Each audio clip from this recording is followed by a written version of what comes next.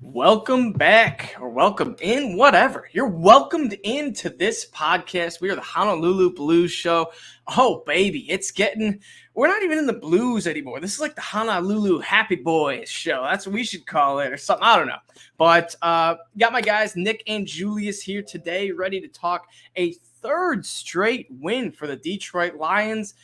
The Kool-Aid is buzzing. The juices are flowing, boys. We're sniffing playoff hopes. We're no more draft talk. Oh, it's great. What a time to be alive for Detroit fans. We are really loving it.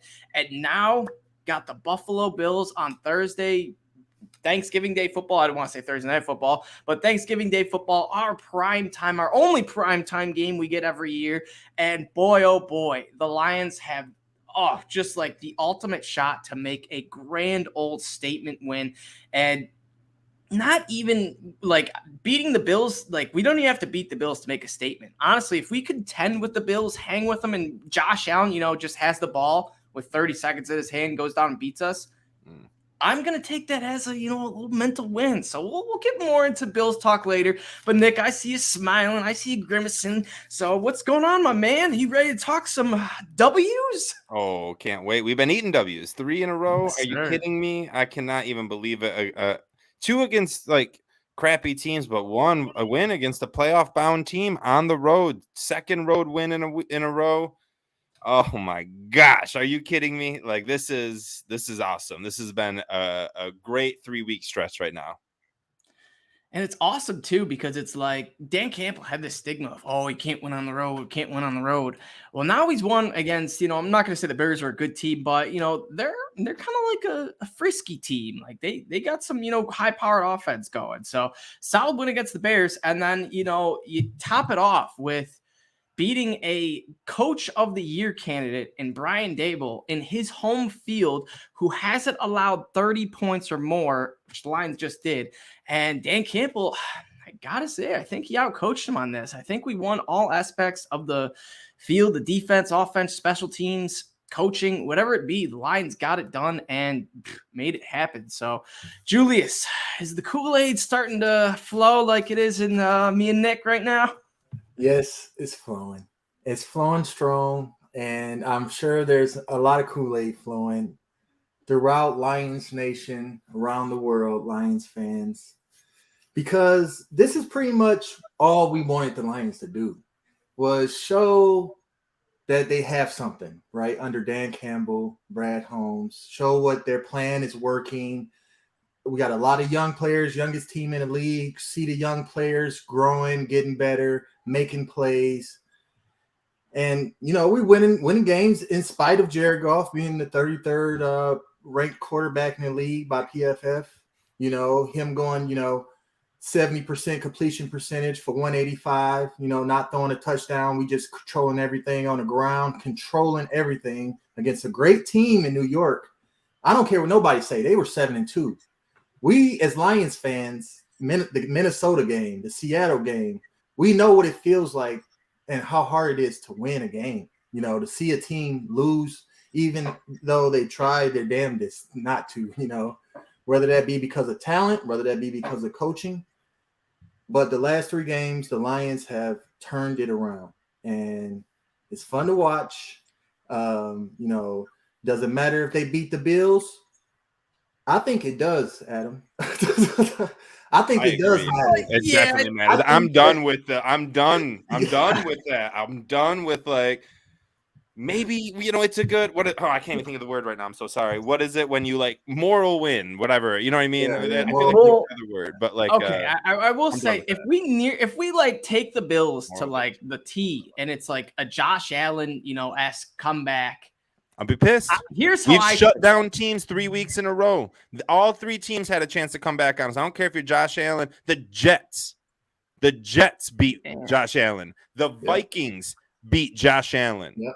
We should have beat the Vikings. We will beat the Jets. I am not giving any excuses.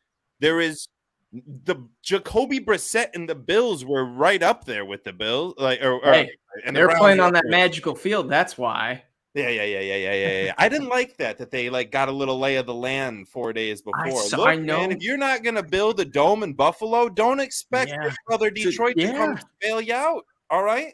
And then we didn't want to take away the snow plows and all that from our residents. You know what I mean? Where were they? I heard about all these stories of snowmobile neighbors taking Josh Allen to the airport. It doesn't look like. Get out of here. Build a dome, which actually they did just approve a dome. It's a bunch of taxpayers' money. It's like a different ordeal. But I didn't like that, man. I didn't like them getting to lay a land. I'm not gonna lie. Is that crazy? I know. Yeah. Real quick, let's talk about this because they put the tickets on sale, which I don't know if you guys were thinking because like, oh, maybe we could go down to this game, get some free tickets, cheap tickets, because what Buffalo fans or Browns fans are going to travel here. Well, apparently a lot of Buffalo fans, because I can almost guarantee that all these families, all these diehard Bills fans, I'm sure, as you know, Bills Mafia is pretty crazy. They thought, what an experience this could be. We could see the Bills play a home game in the Lions Stadium. Then 4 days later, they play an away game in the Lions Stadium. What a trip this would be. Honey, grab the kids. We're going to Detroit for the week, And I guarantee so many families, so many diehard Bills dads just made a little plan on their Thanksgiving day, and now they're going to be here in Detroit. They are here in Detroit, and we're going to see some Bills Mafia fans in Detroit. But I'm confident. Hold on real quick, too. And I went out to dinner for my birthday on Saturday, and we went out in downtown Speaking of that, happy birthday, Nick. Thank you. Appreciate it. 32. Golly, I'm getting old, boys. Hopefully we're still doing this when I'm 42, though. You know what I mean? And hopefully winning a lot more. Amen. And I go out to dinner, and I'm sitting there, and two Bills fans, a dad and a son, are right next to me just eating dinner at this at Red Smoke Barbecue. If you ever go down in Greektown, Detroit, shout out them. They do not pay me to say that, but a great establishment. I recommend it to everyone. And you know what I mean? I didn't really get to sit in there and talk to them, but that's exactly what I was envisioning. Is exactly what Adam just said. Was like diehard Bills dad. Yo, we got a chance to see 2 games in 4 days. Let's just go there and we'll spend 4 days. It's not going to be like we won't be able to do anything at home anyway. That's such a great experience. I would definitely do that, given that. I really would. Oh, yeah. So, Julius, what are you thinking? You thinking that Bills Mafia is going to be pouring into Ford Field, or do you think we're going to be able to hold our own?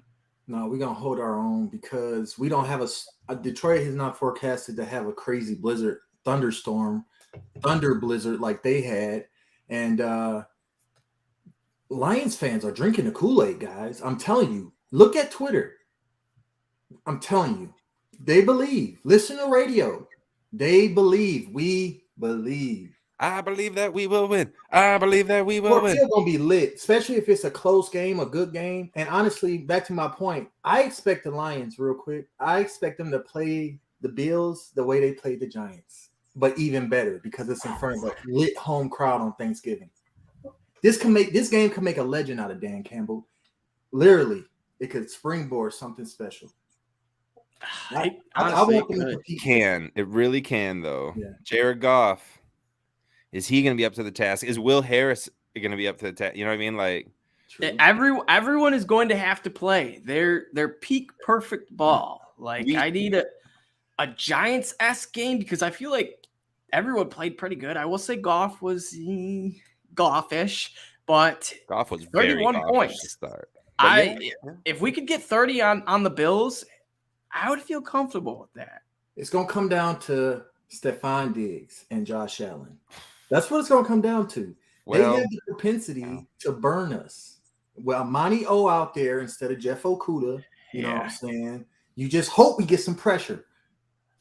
Well, and Josh Allen, we know is going to be able to run against us. We saw it with Danny J. Like every running quarterback we played against, pretty much. We're atrocious against stopping that. I don't know how we just skipped over the Giants game and we're talking about the Bills already. But just to continue with this topic, Josh Allen's going to have a hell of a day on the ground against us. But he's been injured. He's coming on 4-day rest. I know we are too, but I just think maybe he's going to be a little bit more cautious regardless of win or loss this game. And I know every win matters and he's going to do whatever it takes to win. But I just feel like he's going to almost a trap game. Like I know we're on a 3-game winning streak, but they're almost going to be like, We can't have you push it to the limit right now. We're coming up 4-day rest. We have 10-day rest. Like, you got to be healthy for the rest of the season. Don't over push it. Try to do more with your arm and not running. And maybe Kirby Joseph, who hopefully we talk about, comes out and catches another pick. I don't know. Oh my God, Kirby Joseph is so good, boys. I can't believe it. Yeah, man. The rookies are really starting to step up. It's kind of like I will say Kirby and Aiden are kind of blossoming together. But first it was like Rodrigo. And now like, I don't want to say he's a thing in the past, but it's like everyone is all over Kirby and Hutch right now. And it's mainly because Rodrigo was injured a game, missed a game, and then he was back against the Giants and didn't do a whole lot. But he'll obviously take, a little longer to get fully back in, fully healthy. But all in all, man, I know we're going on all these tangents before we get into this Giants game, but this draft class, it was looking, really murky to start the season. And now I'm seeing a stud defensive end, a stud linebacker, and a stud safety. That's a solid what's core. the news of the week, boys? What's the news of the week? The news of the week, Adam. And then our stud wide receiver, Jameson Williams, baby, practicing. So, how like insane if they like didn't announce the starters, didn't announce anything, then come game time, they announced Jameson. They call his Thursday. name. You're high out of your mind. Yes, I am. I don't expect it at all. But in 2 weeks, maybe. Yes, Maybe. I will say I like that we're getting him practice before Thursday game, and then he's gonna have the extended week. So maybe he has a chance for that following week, and then likely the week after. So the Vikings game possibly could be his first one. Is that who we got after Buffalo? Man, I haven't even Jacksonville. After Buffalo, we have 3 straight home games. So. No, Buffalo's got to be part of that because we're home during that. Or yes, you're correct. We're heading into 3 straight home games. Right. Buffalo, Bills, Jags, Minnesota. Yep. Yes. Then at New York, which we just won at. Then at Carolina, give it to me. Home against the Bears, give it to me. Home against the Packers, give it to me. We're on the road against the Packers, boys. We're doing it. I don't care what anyone says. We're in like Flynn. All we got to do is beat the Bills. This is malarkey. And the Vikings. Malarkey, my ass. We just beat the Giants. What? We're nervous of. No. It's just crazy that we were literally just 1-6 and talking about the draft. Okay, yeah. We had given up on that season. I was full tank mode. That was on me. That one's on me. 1-6, talking about the draft, talking about Dan Campbell's job. Now, do we remember who is the only team in NFL history to go 1-6 and make the playoffs? Does anyone remember? Is it the Bengals? It is the Bengals. Can you give me a year? Like 1973. Oh, 1970. Adam, way to go. He's warming up for Jeopardy. Dude. He's warming up for the annual Jeopardy show already, dude. Because God knows that question is going to be on there after we make the playoffs this year. So mark my words. I don't know. The Bills game's going to be nuts. I don't even know where we're going. I just wanted to talk about Let's dive back into this Giants game because there's a lot to talk about. All in all, let's start off with the defense because the defense was just immaculate. We found out not found out because kind of already knew, but we are getting more confirmation that Aiden Hutchinson is him. His defensive rookie of the year odds have jumped back up to where they should be. He's at like plus 400, 500, depending on what book. And that's third after Sauce Gardner and Tark Woodland. I think he's going to take over Tark Woodland. I think he's going to either finish 1 or 2 in the final standings. But Aiden Hutchinson, only player in the NFL, not just rookie, only player to have 3 sacks and 3 takeaways. And not even like his takeaways have been phenomenal. This last interception, this was such a good interception of like only a few people can make this play, can get that high, has that hands, has that athleticism. And Hutch is one of those guys, I guess. So the interception, that wowed me. And then did you guys see when he went after that fumble and he just absolutely like nearly took the dude's arm off with him, just making sure I'm getting this football. And Hutch he's getting that, that big boy mentality. So Julius, let's start off with you, my guy. Which I guess, which rookie has impressed you the most? Is it Hutchinson or has Kirby kind of started to make his way, or you still got a little love for Rodrigo? I got love for everybody. I love But it. it's clear to say that Aiden Hutchinson is the real deal. Holyfield in the D, born and raised, U of M to the Lions, and he's instantly, his motor is already a thing of legend. Already a thing of legend. He plays super hard. And as far as his defensive rookie of the year odds, I think the only way he overtake those two corners who are having pretty good seasons is if he adds to his sack numbers. So, though we need to get to the double digits. If he double digit sacks and he keep up his takeaway streak, we talking. But I'm Kirby Joseph. I just hope he keep getting interceptions every game, because you can see Kirby Joseph is still raw. He makes like some, he's still learning on the fly pretty much, but he has a nose for the ball. So I just hope that keeps developing. You know what I'm saying? If Kirby Joseph leads our team in interceptions at the end of the season, got like 5 or 6 of them boys going into next season, that's a great thing. Yeah, Kirby, he is certainly a ball hawk, it seems. 3 interceptions in 3 games. He's honestly been doing phenomenal. And that's something that the Lions haven't really, ever had in a safety. Have we ever had a safety that was just, like a Glover Quinn was decent at it. Yeah. Luis Delmas was a badass back in the day. Back in the day, yep. Okay, we had a couple. So yeah, let's see if Kirby can follow in the footsteps of our past Lions safeties. But Nick, shout out anyone listening, if you can think of some badass safety. I'm trying to think. There was some in the '90s too. I don't know. Just shoot out. What was his name in the '90s? Was it he played with the Barry Sanders teams? I don't know. I can't remember. And honestly, I keep thinking Mel Gray, and that's not it. And I cannot remember Lem Barney. I can't remember. Who? Lem Barney. Shit, maybe that's he's way old though. Oh no, okay, that's not what I'm thinking of. Anyways, corner back in the day. Yeah. We're going back to like the 50s. Let's calm down here, boys. All right, Nick. Hutch, Curb, Rodrigo. Give me some thoughts on them. Which ones, really tickled the feather? They're all so good, and they're all stepping in, and they're all bringing this young fucking attitude and swagger that we had been lacking because it wasn't allowed in Matt Patricia's locker room. You weren't allowed to have swagger in that locker room. Okay, you had to be professional, business professional all damn time. They got rid of anyone who wasn't like that and who wouldn't, follow that rule. So now Dan Campbell is in. Now Dan Campbell, and that's we can finally start seeing guys be themselves. Tracy Walker almost was like skittish and shy his first year under Dan Campbell because we're used to the Matt Patricia way. And now this year we're finally starting to see like all the rookies have this swagger, and that's what we had been lacking. And it's coming through right now. Aiden, we looked rough to start the game. DJ was running all over us.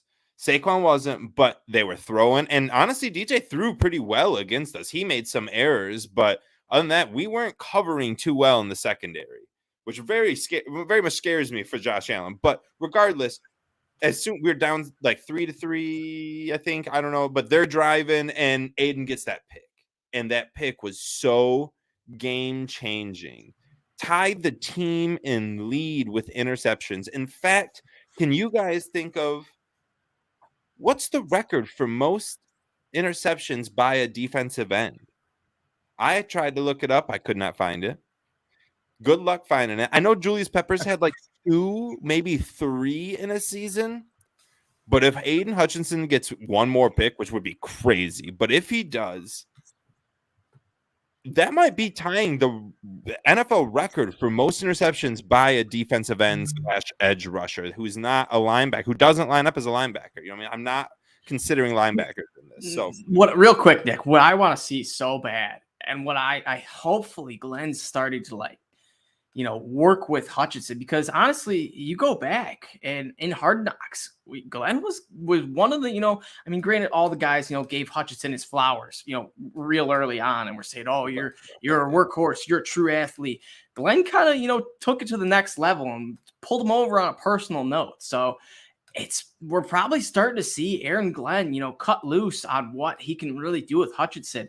And what I want to see the most is Hutch drop back and then a Rodrigo blitz up the middle. Just that 1-2 switcheroo where quarterback thinks he's got the open slant with the linebacker blitz it in, and then Hutchinson just falls back. Do we know what happened on that Hutch interception? Was that what happened on it that? it was very similar. Hutch did. I don't know if he was designed to drop back. He was designed to drop back, and someone probably from linebacker blitz. So it was either Barnes or Rodrigo. But that's the kind of play that you're talking about, and that's awesome that we're starting to have the personnel to be able to pull that off. You know what I mean? I think we've tried that, but we just never had someone that could do that. Oh, Michael Brocker's falling it back like, I got it, boys. Like, what are we doing? You know what I mean? Now we got actual playmakers, and Kirby.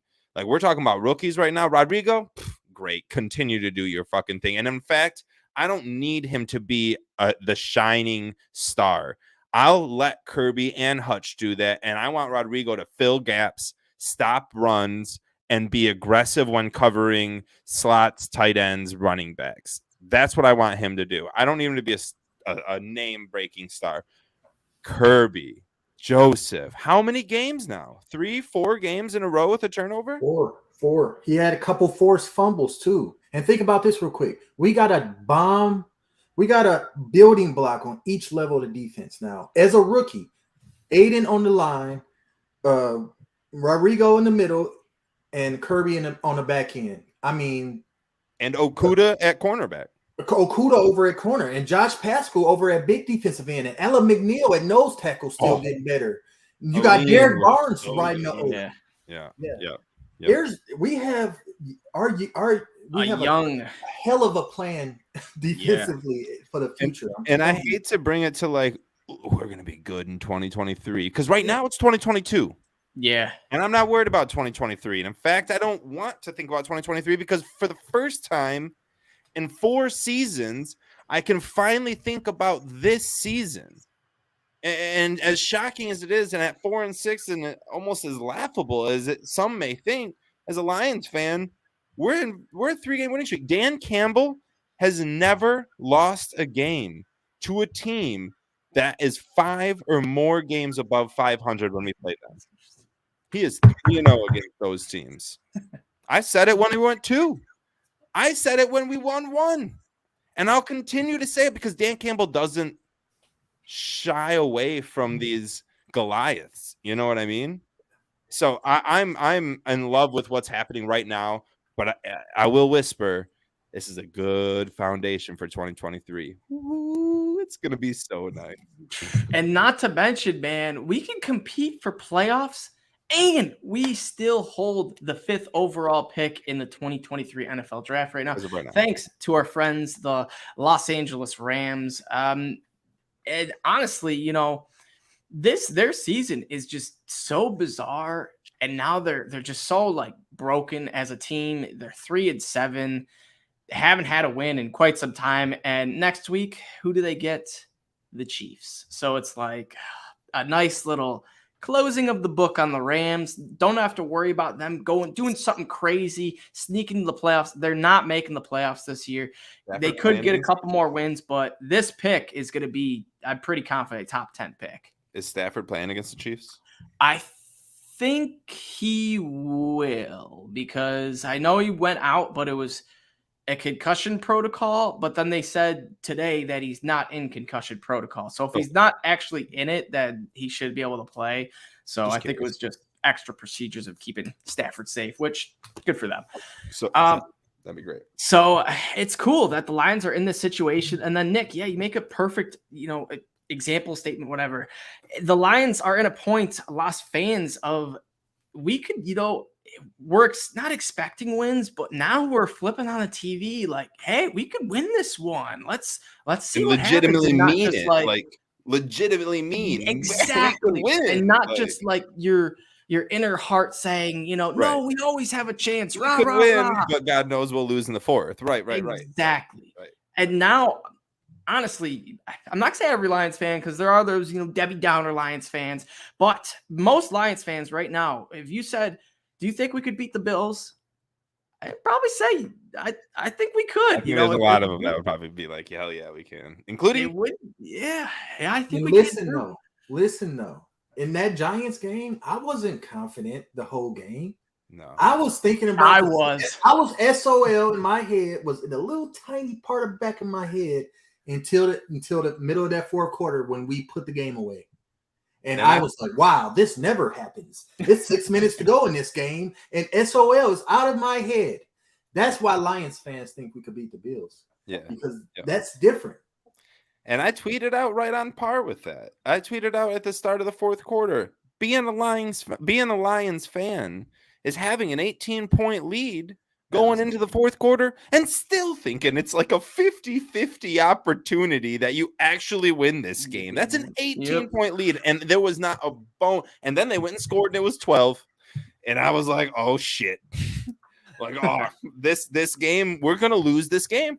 We are going to lose this game. Brian Daboll, and they're like, and Greg Olson, who was all over the Giants all game at that point in time, was like, well, let's look at how many fourth quarter comebacks they had. Baltimore, comeback.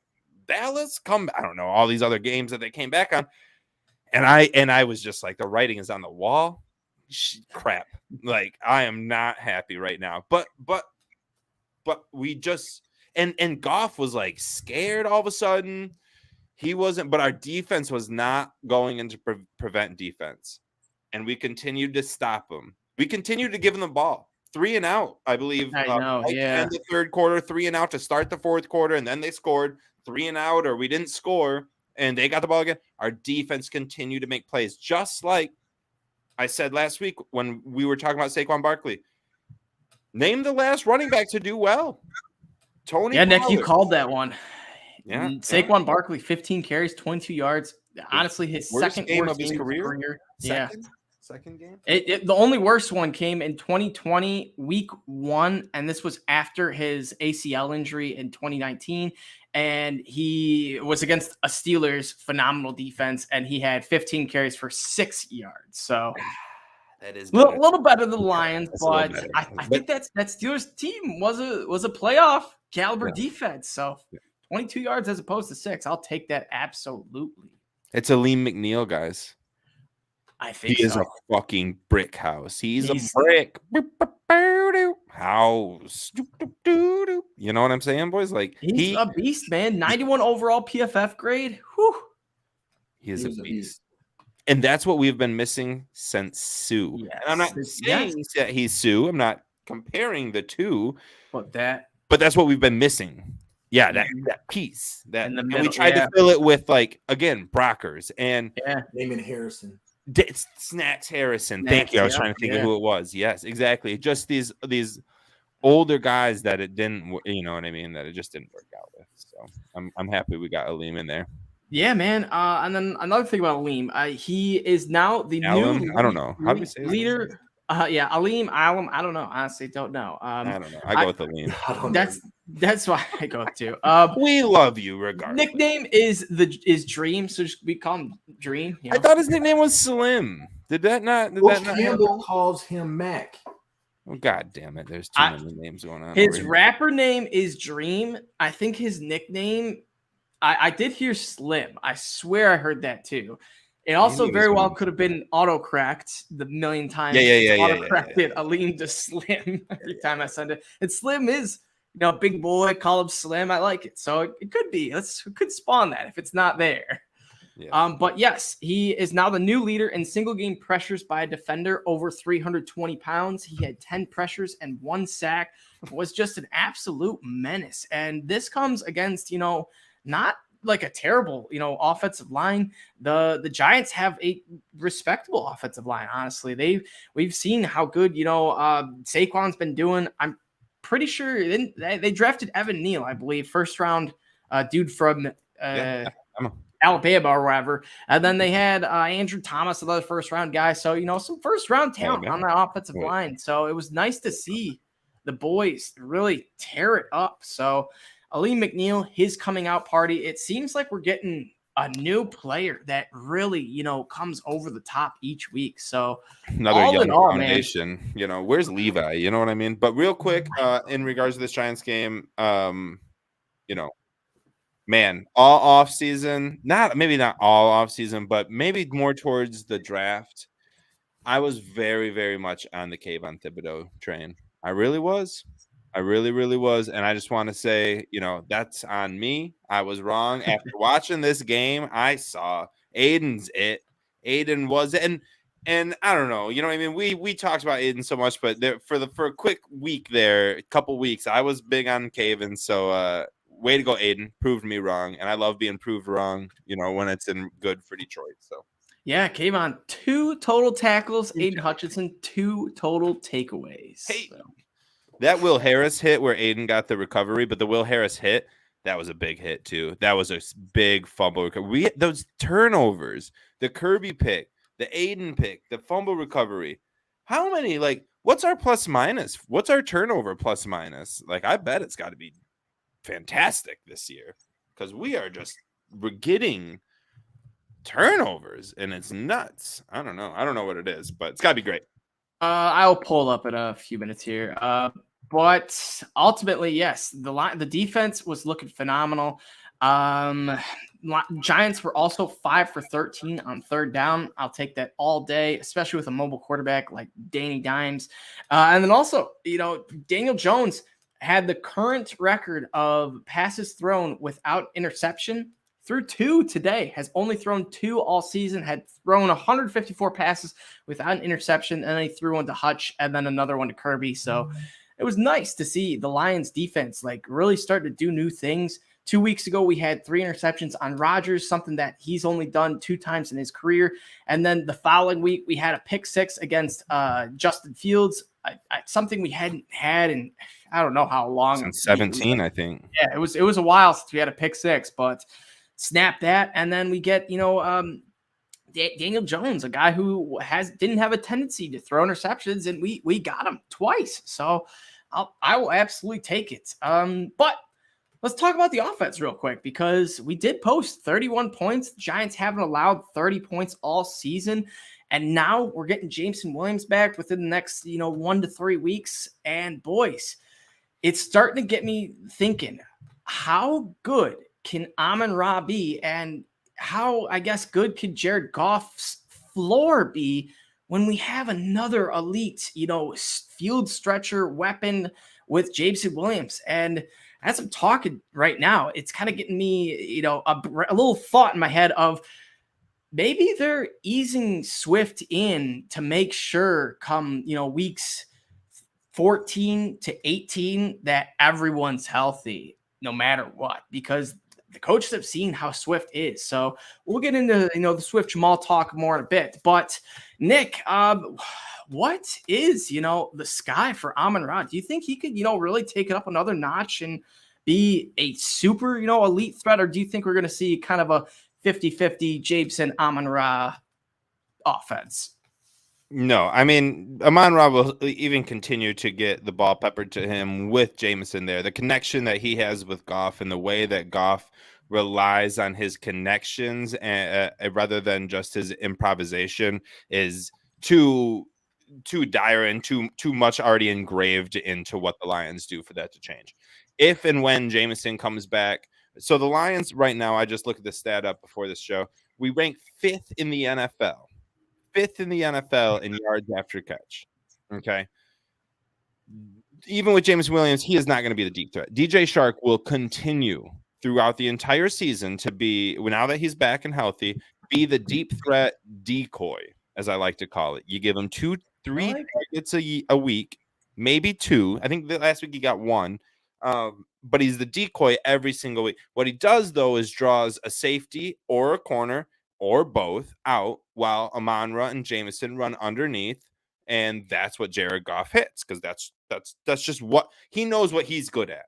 He is not Patrick Mahomes. He doesn't need to play like Patrick Mahomes because he is not Patrick Mahomes. He needs to throw the ball 3 or 4, 6, 7, 8 yards, have a good throw, let his wide receivers add a ton of yards because the play that was drawn up has taken everyone away from him. With Jameson Williams, it's only going to be better. We're getting more yards after catch. We will be a top 3 team in YAC. So I don't think Jameson Williams coming in is going to take away from Amon-Ra St. Brown, nor do I think Jameson Williams is going to come in and be a huge deep threat because Jared Goff can't throw that ball. He cannot do it. He is not good at throwing deep balls. We have seen it time and time and time and time and time and time and time again.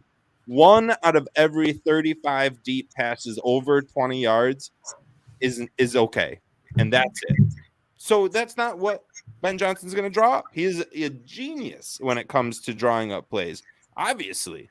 So I don't think James Winnn is going to be like this deep threat, 40 yards on the field or anything like that.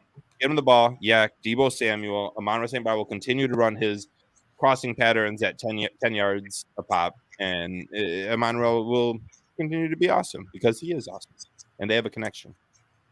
100% agree. And then also, we had the ground game was phenomenal. 163 yards rushing. Jamal Williams now leads the NFL at touchdowns, which is crazy because, this is something that I wouldn't have imagined Jamal Williams lead the NFL in touchdowns, even if you told me, Swift would only play a few games and be limited. But all in all, Julius, our boy, Swaggy, has he, I think by now he's hit the over on all our, I don't want to say that, I don't know if there was Jeopardy or all our over under questions and all his odds, but has Jamal Williams done enough where you absolutely want to bring him back next year? Or is he still, a guy that you like, but wouldn't be opposed to letting go? Depends on the cost. I don't want to overpay for Jamal Williams next year, even though if he means that much to our team, I don't mind it. Because, I'm thinking about that speech he gave on Hard Knocks. And I'm thinking about how he goes out on every play. He's kind of the heart and soul of the team. So, and if this spurs some kind of a winning culture, I'm more than happy to bring Jamal Williams back. But another reason we might not be rushing DeAndre Swift back as well is because Justin Jackson, correct? He's been playing very, very decent. He is very valuable as a runner, as a receiver, as a blocker. He does a lot of things well. And so you don't have to rush Swift back. And right now, it don't seem like Swift got the juice he had in the beginning of the season.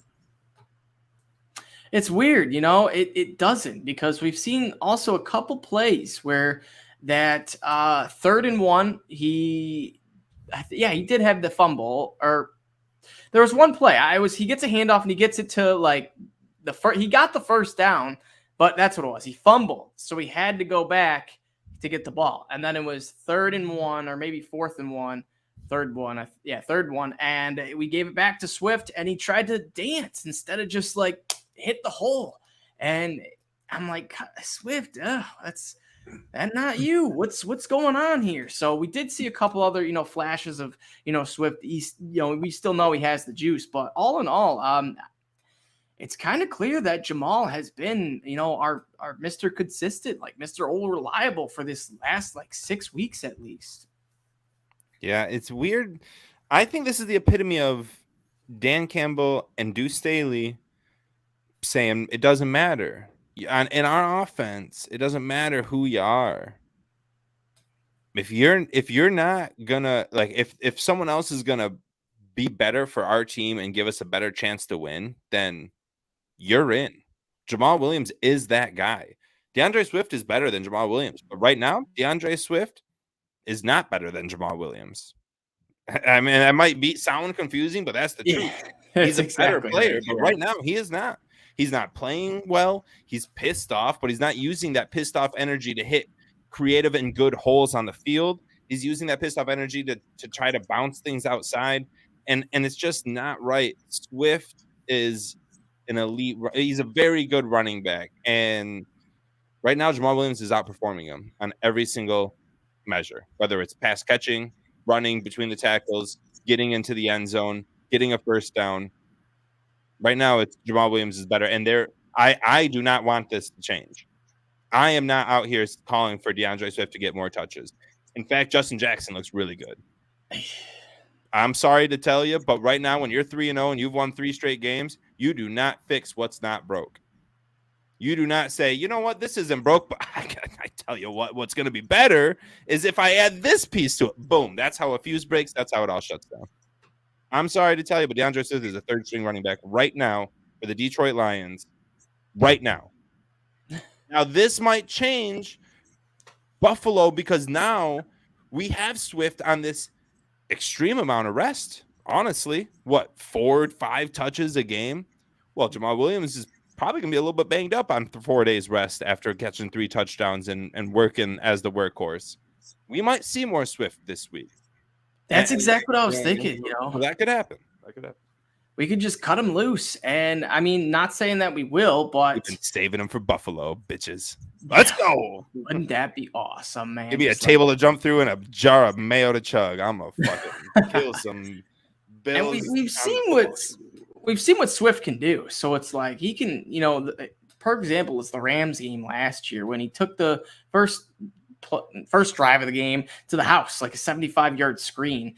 And it was that play where, gave us some hope. And I think that's going to be what we need Swift for. And it's like, we know Jamal Williams isn't going to, house a 70-yarder to the end zone.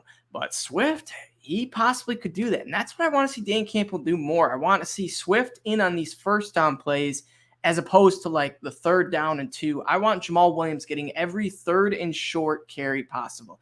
He is just the bruiser right now. The Mr. Jamal's Consistent. Us like 5-6 yards on 1st down though. Really, I'm not trying to say bring in Swift because like Swift isn't getting the 6 yards per carry, but Williams really is. I don't know.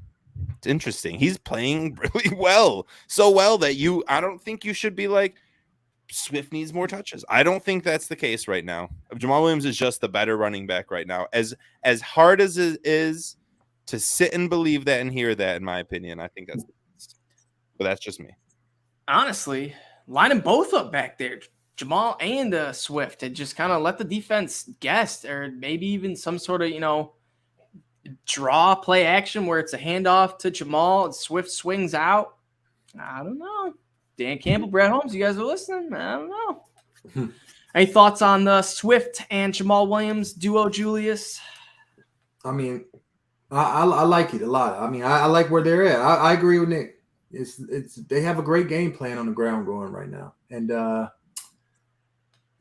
it's no reason to try to break something up, give Jamal. Let's keep feeding Jamal. This might be the season of his life. So, hey, keep it going. Honestly, 11 total touchdowns. First running back since Barry Sanders to have 11 touchdowns on the ground. So Jamal Williams, I don't care how many goal line touches he gets. I don't care, how many, 1-yard touchdowns he gets. This is something that, that hasn't been done since Barry Sanders. So I will absolutely take it from not our starting running back coming this year, our backup running back. So it's nice to see Jamal really playing like a starter. And if he, does leave to get, a big bag, so be it. I'll be happy for him. But if he wants to, take a friendly discount and be a part of the culture that Detroit is, then come on back, baby. Yeah, I get your money.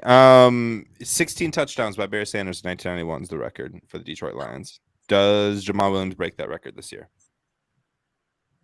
That's actually crazy because in my wildest dreams or like imaginations, I would never say anyone other than DeAndre Swift to be able to break this. And Jamal, well, man, how many more games? So he's got 11. We've got 7 on pace for 7 games to go. He's like right. He's on pace for it, yes, but that's including a 3-touchdown game just a day ago. I think he gets before yesterday, he was coming with 8 touchdowns. I don't think anyone in the world would have been like, 16 for sure. But now he's got 11. So, I mean, does he get another week where he gets 2 or 3? And, tough. I don't know. We're doing $100 right now. Yes or no? Let's hear it. Yes. Adam?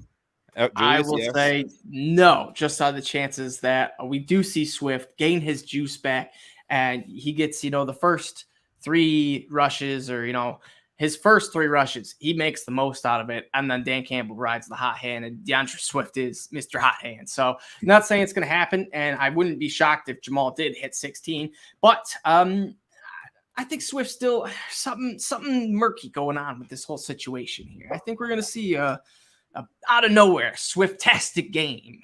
A Swift-tastic game. That's phenomenal, Adam. God damn it, we need to put that out on the internet. Okay, real quick. I know there's a ton about the Lions game that we can talk about so much, but I just want to hear what you guys' thoughts are on I'll be damned if we don't talk about how Dan Campbell has changed over the last 3 games.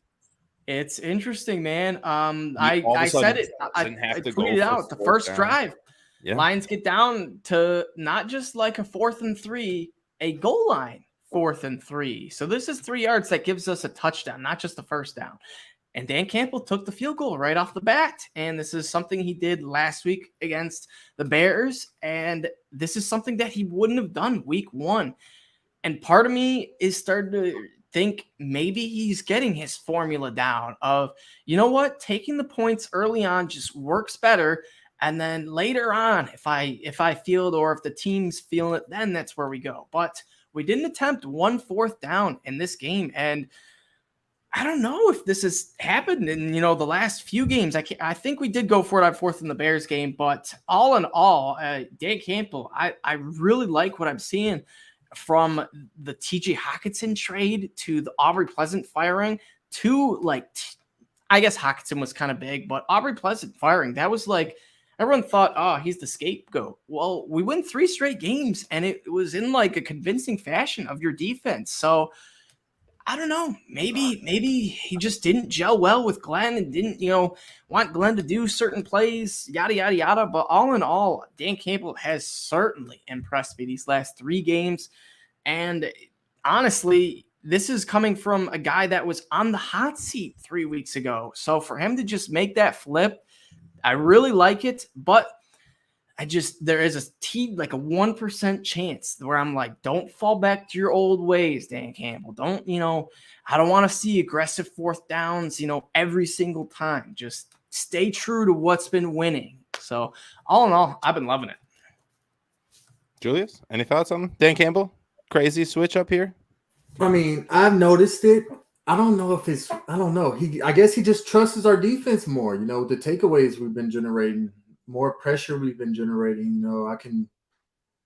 it just seems like he has more trust in the game plan, instead of trying to overreach something to try to overcome some deficiency he might think we have. Because that's what I think he used to do. He used to try to keep us in games or keep us or submit wins for us. And you take chances when you do that. And I think now he feels like he doesn't have to take those chances as much because he trusts the team more. So I like it. I love it. And I think he's realized that, this offense, they might not be the best offense in the NFL, but they can get me into scoring position more often than not. So as long as I, take my points at, reasonable times, then it should give me a better chance in the 4th quarter than just, trying to get the touchdown every time. And I think we are seeing Dan Campbell start to learn that. So all in all, I think it's a little Ben Johnson, a little, the Aubrey Pleasant firing, and a little Dan Campbell just mixed into one, creating this, 3-game win streak for the Lions. I love to hear that. You can What say say that you, Nick? so many times. Sounds so weird. 3-game winning streak. What'd you say, Adam? What say you? What do you think about Dan Campbell's little switch up he's done?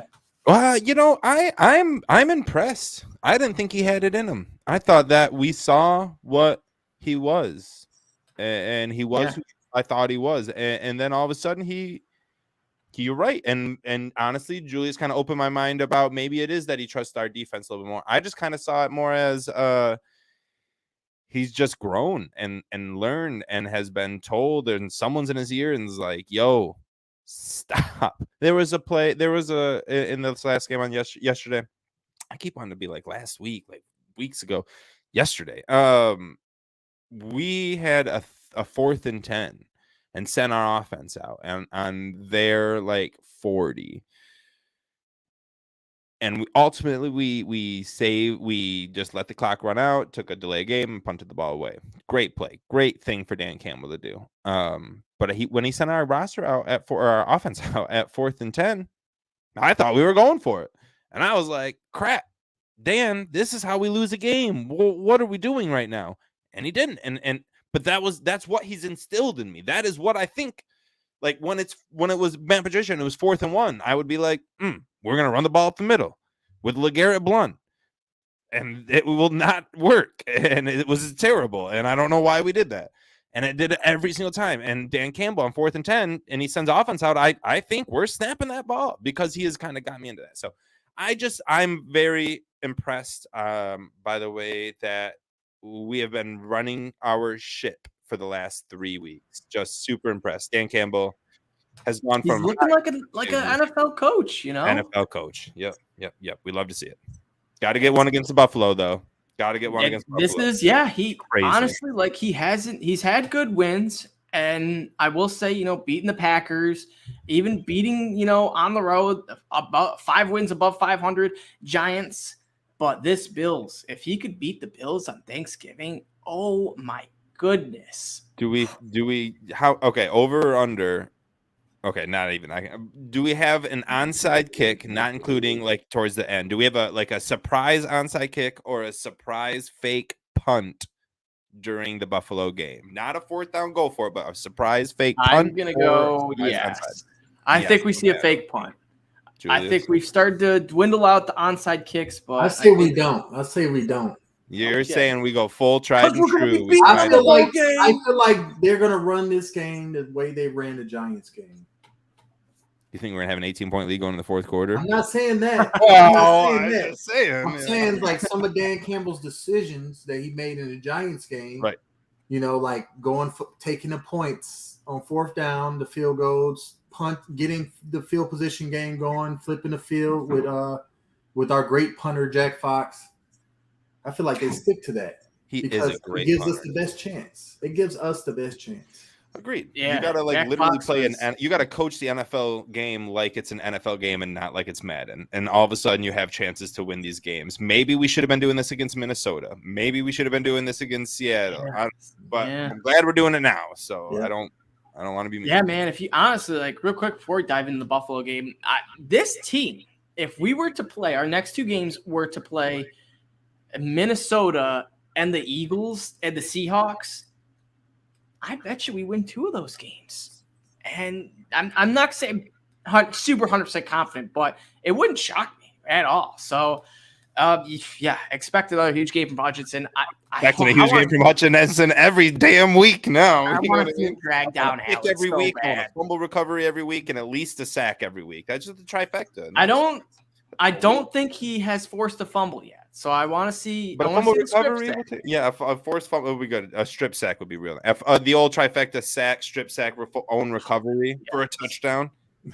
Yeah, he's the type of player that could do that. So Hutchinson, man, dude, put him on offense. I need to see him on a play drawn up on offense real at least quick once this year. You know who needs to play on offense, and who I don't think the Lions are fully aware of it. And this player needs to speak up because we could absolutely use him.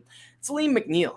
He was a running back in high school. He's 320 pounds. You're telling me you don't want to give him the ball on the 1 yard line, inches to go? We did. I mean, I'm glad we gave Goff the QB sneak, which worked. That was awesome. Glad we're working on QB sneaks because that is something that every NFL team should do on 3rd, 4th, and 1, whatever. But man, we've seen, the bus and Jerome Bettis. We've heard about the fridge and the Bears, and even who's the Packers guy that did it? BJ Davis? I don't know. Raji Davis? Raji Davis? BJ Raji. BJ Raji. Yeah. There we go. Raji Davis was the Raji Davis was a tiger. Yeah, he had a walk-off home run. His only home run of his life. My brain was going crazy. There, dude. Bing, bing, bing, bing. Why not put a lean back there, man? He handles the ball. He has in his high school past. Jamal Williams ain't nobody stopping Jamal, man. You know what I mean? Ain't nobody stopping Jamal Williams. Trucking people, man. Until you get a brick wall that can stop Jamal. Ooh, that's a nice rhyme. We need to incorporate that into some kind of Christmas poem coming up in a month. Oh, yeah. Oh, that's totally right. I'm so excited for that. Yeah, but no, that's why. But no, that would be so fun to see Slim running back there. That'd be great. Absolutely. All right, let's dive into this Bills game if we haven't already enough. Lions are a 9.5-point underdog, so I think 9.5 is pretty high for this Lions team. 9.5 is pretty high. Let's calm down, Las Vegas. I'm smashing this, man, because the Lions have covered quite a few games, have won the last 3. We've just been looking phenomenal, and I kind of wish that the Lions were a 3-point dog, because our last 3 games we've been 3-point dogs. We've won all 3, so I will take the underdog status. Haven't been favored yet, but 9.5. I'm taking that. I think even the Lions. I'm gonna say it now. Lions victory, baby. I'm gonna go 27-26. It's gonna be a weird, wacky one, but I think we squeak it out. I'm gonna go with not Josh Allen having the ball at the last drive. It's going to be Jared Goff and Michael Badgley. I don't know why I was blipping on his name. Kicking the game-winning field goal for the Lions. So we saw what Tyler Bass did last couple days ago. I don't want to say last week, but a couple days ago, he had like 15 field goals. It was 23 fantasy points in case you fantasy footballers were playing against Tyler Bass in fantasy footballs, but he had 23 points, which was a lot of field goals. So they're going to see that again, just the Bills getting down the red zone, taking the 3, but the Lions are going to be getting the touchdown. So 27-26 Lions victory. This is interesting because the over-under is set at 53.5, and I do think we're going to go over, but obviously 27-26 is 53, so kind of torn here. Maybe I go 28-26, but all in all, I do think we go over more than I think the Lions win. Julius, give me some thoughts.